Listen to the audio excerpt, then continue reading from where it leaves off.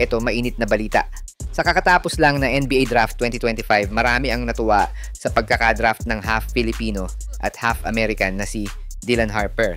Marami din naman ang hindi masyadong na-excite dahil hindi rin naman daw siya pure Pinoy at malabo niyang i-represent ang Pilipinas dahil daw makakapaglaro lang ito as naturalized player sa Gilas. Pero ito, silipin natin ang 5 posibleng dahilan kung bakit nga ba wala pa ring pure Pinoy sa pinakasikat at pinakamalaking liga sa mundo. Pero bago yan, like and subscribe lang mga kabady para sa latest basketball news and highlights. Number 1, kulang sa elite physical attributes ang Filipino. Let's be real, the NBA is a league of giants. The average player is around 6'6" with explosive speed, vertical leap, and wingspan. Most full-blooded Filipinos, kahit gaano kahusay, face a major height and athleticism disadvantage. May talent pero sa physicality pa lang, dikit na agad ang laban. Even Kai Sotto, who has height, still faces criticism for athleticism. So what more for guards under 6 feet? Kahit sobrang husay ng fundamentals, nahihirapan pumasok kapag undersized at kulang sa athletic edge. That's why for me, this is one of the factor kaya nahihirapan mag-invest ang mga agents or maybe teams sa mga Pinoy players. Number 2, developmental and training gap. Walang duda, mahal ng Filipino ang basketball. Pero ang system of development sa Pilipinas is still catching up. Kids abroad train under elite programs as early as age 8 to 10. Sa Pinas, madalas late nagkaka-coach ng world-class level, kulang sa facilities, at bihira ang exposure sa international competition. Kaya kahit talented, nade-delay ang progress to NBA caliber readiness. Aminin na natin, maraming mga batang Pinoy ang talented talaga at the young age. Pero sadly, wala silang direct pipeline sa youth event ng NBA. In short, kung hindi ka lang viral sa SOCMED sa Pinas, hindi sila madidiscover ng mga scouts. Number 3, scouting access and global competition.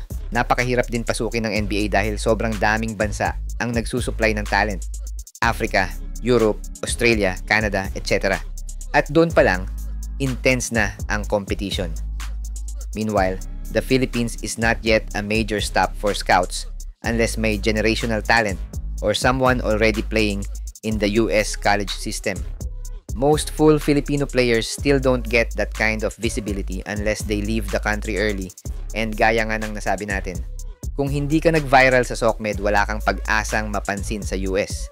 Bagamat may mga nababalitaan tayong players like KQ and Kai Sotto recently, they still need to work hard twice sa normal training and need to impress international scouts para lang mapansin sa NBA or even sa Summer League. Number 4, NBA marketability and business decisions.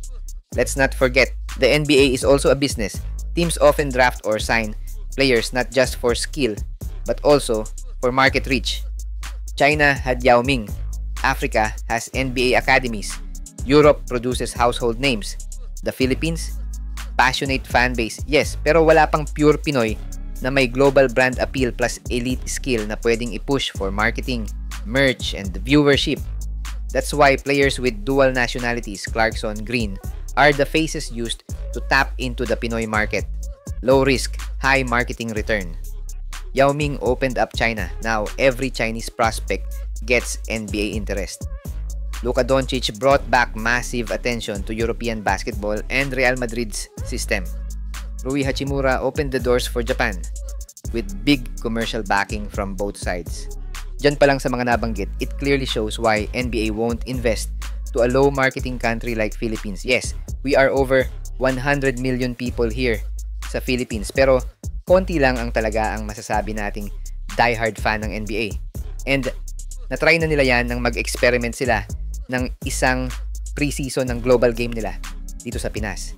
Remember the game between Houston Rockets at Indiana Pacers? Kasikatan pa noon ni na James Harden, Jeremy Lin, Paul George, etc. Pero ayon sa mga organizers, kahit na binalita na sold out ang tickets, kapansin-pansin pa din ang dami ng bakanting upuan sa mismong game na. Number 5, overhyping local talent too early. Sa Pilipinas, basketball ang paboritong libangan.